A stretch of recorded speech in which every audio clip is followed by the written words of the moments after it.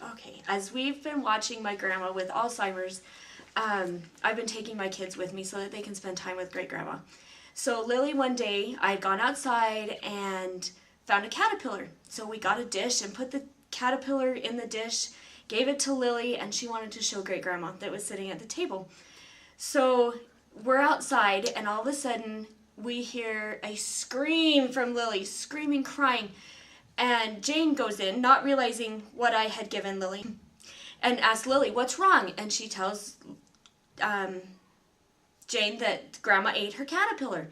Well, Jane's thinking that it's a celery with peanut butter and raisins or something that we had made to eat. So she says, well, we'll make you another one. Lily's still screaming, no, my caterpillar. So she finds me and asks me, well, what is this caterpillar? How do I make another one? And I told her, no, that's a real caterpillar. So great grandma ate a real caterpillar. My husband took the car and went to Walmart, and he was there for, a little while, a little bit longer than I expected, and then he called me and said, my car's been stolen.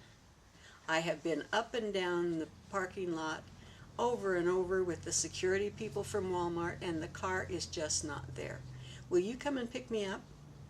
So I said, sure, and I went out and got in the car and headed toward Walmart, and halfway there I thought, oh my goodness, this is the car that was stolen. He took my car to Walmart, and then when he looked for his car he couldn't find it, and I was afraid I was going to be picked up for driving a stolen car. Okay, my second child is very much a wild child, and in high school she went through 3 different high schools before we finally got her to settle down and attend to her studies. But she was still screaming at me because I'd have to take her from Los Lunas to Albuquerque every day and bring her back every night. And she would scream at me the entire way in and the entire way out. And in one of these wonderful hormonal fits, she ran through the house screaming at me, ran to her bedroom just screaming and singing so she would block out my voice and everybody else around her. So I went to her room, opened the door and said, you can scream anything you want, but don't scream I am a child of God, because that's my favorite song. So of course she did, at the top of her lungs. By the time she got to the 3rd verse, she had calmed down considerably. At the end of the 4th, she opened the door, yelled down the hall, "That's not fair, Mom!" Slammed the door and went to sleep, and I didn't see her till the next morning. Okay, so you know how Netflix gives you suggestions based on what you've watched? The other day my girls were trying to pick a movie, and it said, because you've watched Lemonade Mouth, which is a Disney movie, you should watch Justin Bieber, Never Say Never. And my other daughter looks at her and goes, but we did, and it was terrible. Out, and I accidentally walked into the men's restroom, and there is Bishop standing in the men's restroom, and I am mortified. And so then I really couldn't. What do you do?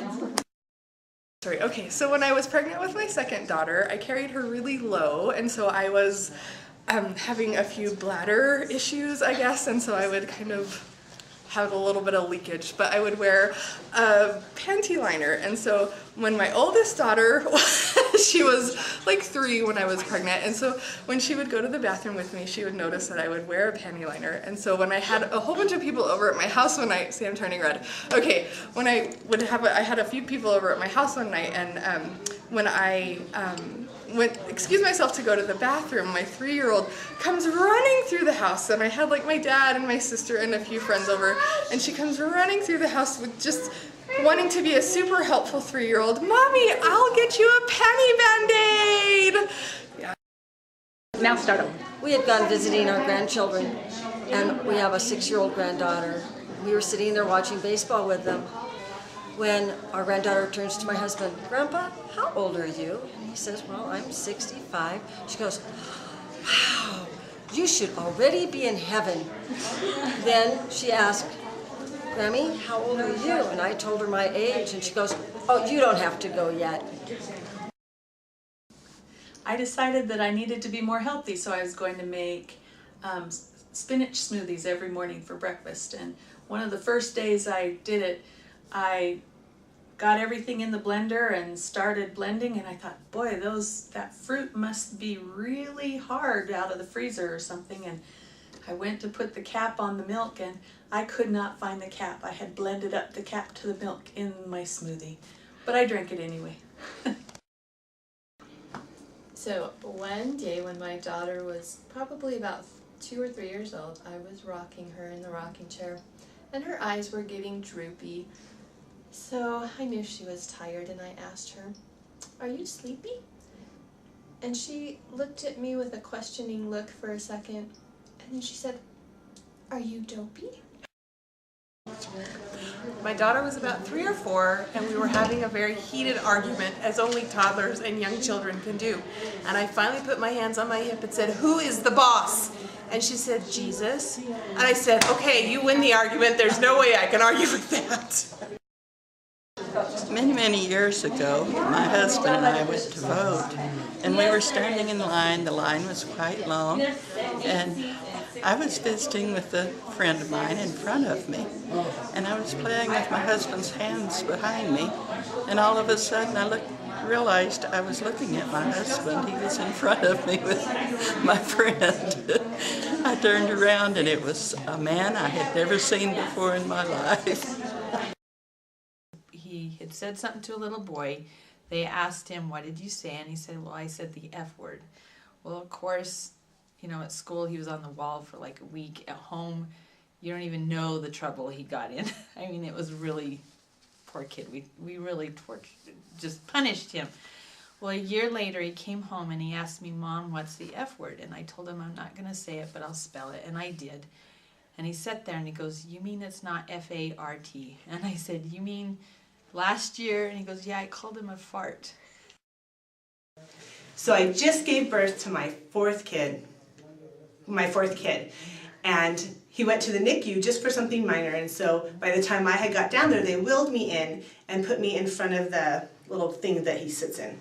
And he needed a diaper change, and I wasn't strong enough to change a diaper yet because, you know, I just gave birth. So my husband goes in to change the diaper, and I remind him that it's a boy and he needs to be careful because, you know, boys do things.